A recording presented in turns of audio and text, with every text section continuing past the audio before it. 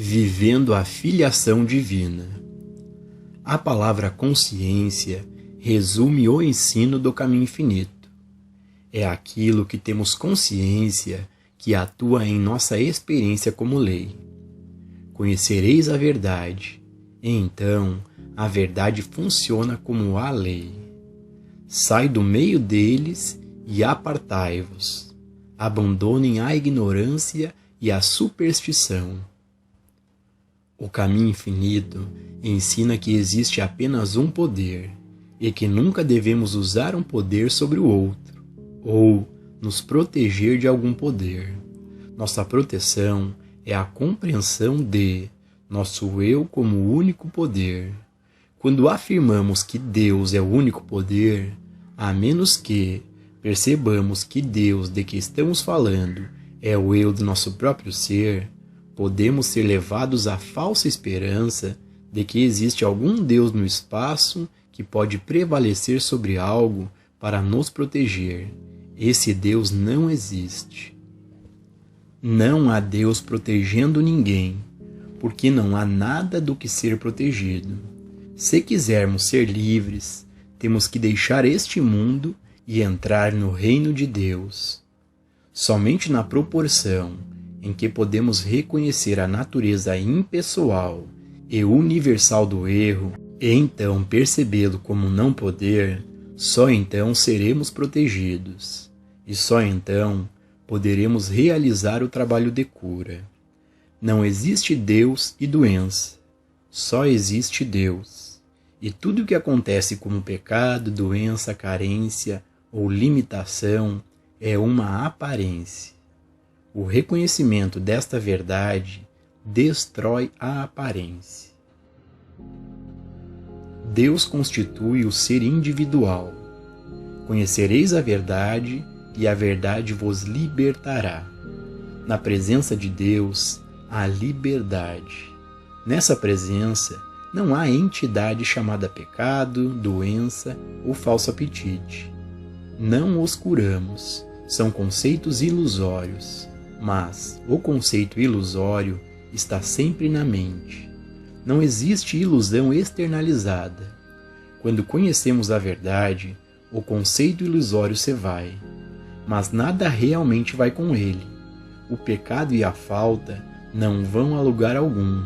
Apenas provamos que eles não estavam lá. É neste ponto que muitos metafísicos se perdem. Eles acreditam que Deus é uma espécie de poder que usarão sobre o erro. Não é assim. O poder de Deus em uma pessoa está em proporção direta à compreensão dessa pessoa de que Deus constitui o ser individual. E está sempre funcionando, que nunca precisa ser usado e, certamente, nunca precisa ser enviado à Sra. Brown ou à Sra. Smith. A verdade sempre é. O eu é o ser divino como ser individual, e tudo o mais é uma ilusão do sentido material. No momento em que começamos a lutar contra a ilusão, perdemos o caso. Se continuarmos discutindo com a aparência, continuaremos envolvidos nela. Não é por força ou poder, mas pela verdade de ser. Seguir o comando do Mestre e não resistir ao mal, isso por si só seria suficiente para transformar nossa vida. Jesus deve ter discernido que o mal não tem poder, que nada é bom ou mal, mas o pensamento o torna assim. Não é o nosso pensamento. Entretanto, e quando um praticante acusa seu paciente de pensamento errado, ele é um mau praticante.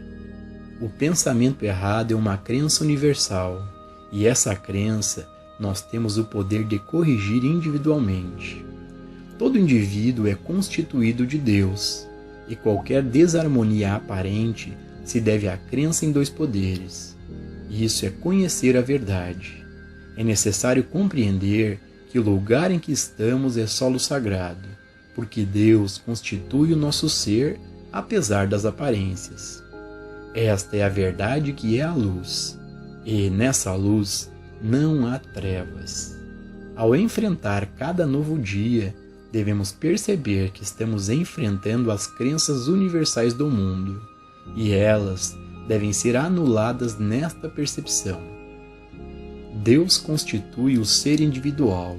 Além de Deus, não há outro poder. E qualquer crença em um poder separado de Deus é uma ilusão mental. O lugar onde estou é solo sagrado. Antigamente, os homens acreditavam em Deus e no diabo. Então os filósofos, recusando-se a aceitarem Deus e o diabo, personificaram essas formas e as chamaram de boas e más. Os metafísicos posteriores continuaram esta dualidade, substituindo os termos por imortal e mortal. Eles ainda tinham Deus e o diabo, mas só existe Deus, e o que aparece como Satanás ou diabo é o sentido ilusório, o nada. Quando sabemos disso, estamos firmados na rocha. Não apenas o princípio de um poder é de importância fundamental, mas deve ser entendido que esse poder não é algo externo a você. Esse poder é o seu poder, a sua identidade. Caso contrário, novamente há a dualidade, Deus e você. Não, Deus está aparecendo como você. Deus está se manifestando como você. Deus está se expressando como você. Você não está se expressando como Deus. Apesar de qualquer aparência em contrário, esta é uma verdade universal. Não separe o seu corpo de Deus. Assim como não há Deus e você, também não há espírito e matéria. Acreditar no espírito e na matéria é dualidade. Quando, por meio da mente não condicionada, você é capaz de ver que o espírito é a substância de todo ser, então você não tem um poder agindo sobre o outro. Você tem o espírito como a única substância, aparecendo como forma harmoniosa e espiritual. Se você entender este ponto, compreenderá por que a saúde não está dentro ou fora do corpo. A saúde está no espírito, manifestada como corpo. O corpo é forma, e não há saúde nele. A saúde do corpo é a saúde do espírito. Portanto, a menos que você busque saúde, harmonia e inteligência no espírito, você estará buscando errado. Inteligência é onipresença, assim como saúde, porque inteligência e saúde são qualidades e atividades do espírito. O espírito é o princípio criativo do homem e de seu corpo. Muitos dos ensinamentos orientais erram o alvo, porque os seguidores desses ensinamentos consideraram o corpo como matéria e eles próprios como espírito. Separar o espírito do corpo seria como nos separar de Deus. O corpo não é uma ilusão. O conceito mortal de corpo é uma ilusão, mas o próprio corpo é o templo do Deus vivo. Tem sua origem em Deus, seja o que for o corpo. E lembre-se de que não podemos ver o corpo, nós o levamos para onde formos. Nunca devemos permitir que nos separemos de Deus de forma alguma. Deus deve funcionar em todas as vias da vida. Reconheça-o em todos os teus caminhos e ele endireitará as tuas veredas. Se deixarmos Deus fora de qualquer um dos nossos caminhos, incluindo nosso corpo, nos separamos da fé de Deus. Então, essa crença nos governa. Deus é onipresença. Deus constitui o nosso ser e nosso corpo, pois há apenas um corpo. Negócios sob a jurisdição de Deus. A lei de Deus que governa o universo deve governar nossos negócios, bem como nosso corpo. Ou haveria algo fora da jurisdição da lei de Deus?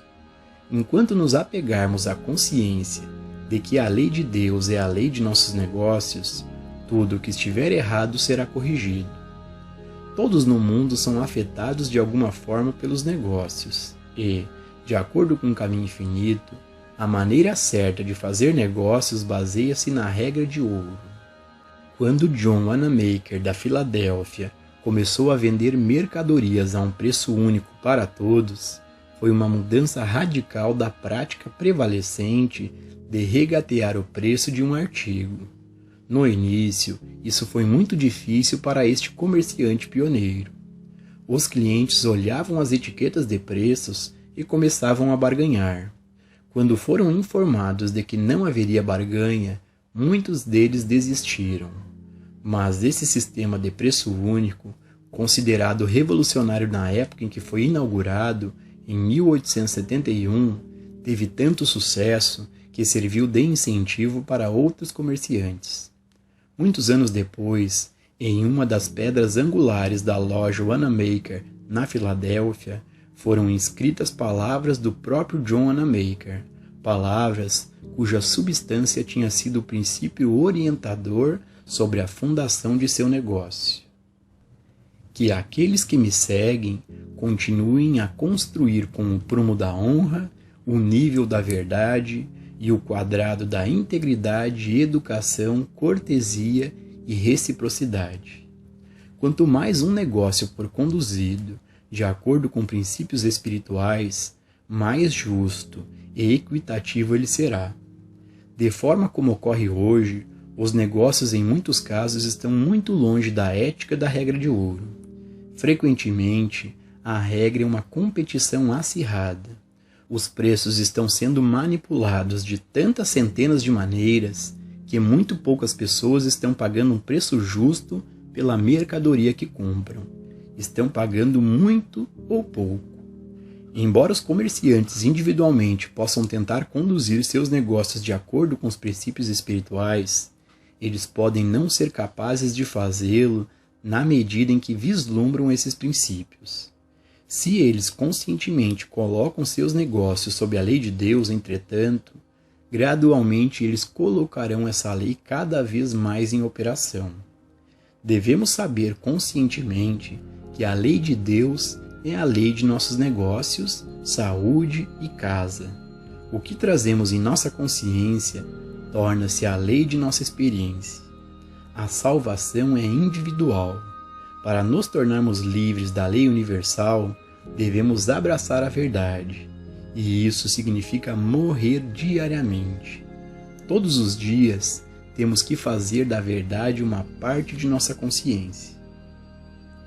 Este caminho não é o caminho para um homem preguiçoso, porque estamos continuamente sendo confrontados com as aparências de crenças universais, e todos os dias somos chamados a rejeitá-las como ilusão e substituí-las pela verdade. O Espírito é a lei para mim, e no Espírito encontro a perfeição. Eu encontro minha integridade no Espírito, e a integridade do Espírito constitui a integridade do meu corpo e meus negócios. Humanamente, somos o homem da terra, feito de crenças universais, mas, a partir do momento de nossa primeira experiência metafísica, estamos fazendo uma transição do homem da terra para ser aquele homem que tem o seu ser em Cristo. Em nossa filiação, encontramos nossa abundância. Em nossa filiação, somos herdeiros de Deus. Mas a transição deve ser uma experiência consciente. Conscientemente, sei que eu e meu Pai somos um, que as quantidades e qualidades de Deus constituem meu ser individual. Conscientemente, sei que meu bem está no Cristo do meu ser. Auto-entrega. Espiritualmente vivemos em Deus. Muitos de nós experimentam o poder de apoio e sustentação de Deus, por meio de uma doença mortal, de um período de falta ou de algum problema de relacionamento humano. Chegamos a um ponto em nossa vida onde não há ajuda material. Nossas costas estão contra a parede. Não há recursos humanos aos quais recorrer. Não há saída humana para nosso dilema. E nós descansamos e dizemos: Deus, você terá que assumir, Se você não me resgatar, estou perdido. Com isso, há um sentimento de entrega, uma compreensão completa de que não há nada que possamos fazer por nós mesmos. Não há lugar para recorrer nesta situação particular. Quando isso acontece, algo assume o controle e muitas vezes ocorre uma cura espiritual.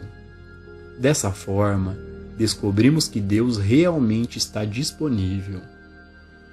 Essa autoentrega ou desistência para que Deus assuma o controle não precisa esperar até que cheguemos ao ponto de desespero. Podemos concordar a qualquer momento que nós mesmos não estamos tendo muito sucesso na vida, que humanamente não estamos indo muito bem, que não estamos atingindo nosso objetivo final ou encontrando aquela paz que ultrapassa todo entendimento. Podemos chegar a um ponto de autoentrega na compreensão de que Deus é, e acima de tudo, que Deus é onipresente, que existe um Espírito no homem, o Espírito, maior do que qualquer coisa que existe no mundo. Por meio da meditação contemplativa, podemos nos elevar àquele lugar onde percebemos que qualquer que seja a natureza de Deus, que mantém o universo em sua órbita, qualquer que seja a natureza dessa lei, ser ou poder, é Espírito. A vida está no Espírito. A fonte do nosso bem é este Espírito invisível que, na realidade, nós somos. O Espírito não é um Deus desconhecido. O Espírito é real e tangível, mais perto do que o respirar, mais perto do que mãos e pés. Nós vivemos nele e ele vive em nós, governando tudo o que faz parte de nossa experiência, não apenas por esta vida, mas por todas as vidas que virão. No Espírito, encontramos nossa paz, o tipo de paz que só Deus pode dar. E Deus pode dar, quer tenhamos ou não saúde ou suprimentos. Mas, quando recebemos esta minha paz, temos saúde, temos suprimento e temos felicidade. Mas, novamente, se não conhecermos conscientemente esta verdade, ela não pode nos tornar livres. Temos que fazer a transição conscientemente. Devemos conhecer a verdade e nosso conhecimento deve ser um ato concreto. Existe uma crença universal de que a vida depende do corpo, mas a transição para a consciência espiritual revela que a vida está na filiação divina, não em um pedaço de matéria. A verdade é: minha vida está em Deus e é de Deus, oculta na filiação espiritual. Minha vida é eterna porque sou descendente de Deus, feito da mesma substância de Deus, o Espírito. Minha vida não está à mercê da matéria, de nenhuma forma. Minha vida é Espírito e vive em Espírito, sobre a lei espiritual. Se há um problema de suprimento, a verdade de nosso relacionamento com Deus também se aplica. Meu suprimento não está em dinheiro, mas no Espírito que eu sou. Todo o suprimento de que necessitarei pela eternidade está no Espírito, em minha filiação com Deus. Podemos negar qualquer situação em nossa experiência e aplicar o mesmo princípio. Como ser humano, sou um ramo que é cortado, murcha, seca e morre, mas reconheço que, em toda e qualquer situação, sou um com o Pai. Meu corpo e meu suprimento dependem de meu relacionamento com Deus. Encontro justiça no Espírito, na consciência, na vida que eu sou. A justiça está incorporada em meu ser. Ninguém pode dar ou tirar justiça. É inerente à minha filiação espiritual com Deus. E o próprio fato de que isso é universalmente verdadeiro e de que todos os homens são espiritualmente filhos de Deus me garante a justiça. Quando vivemos do ponto de vista de encontrar nossa totalidade, plenitude e perfeição no Espírito, eventualmente chegamos a um lugar onde toda a responsabilidade cai sobre nossos ombros e sabemos conscientemente que Deus está vivendo nossa vida. Chegamos a um lugar de descanso e relaxamento, permitindo que os pensamentos venham até nós em vez de tentar criá-los. Pois os meus pensamentos não são vossos pensamentos, nem os vossos caminhos os meus caminhos.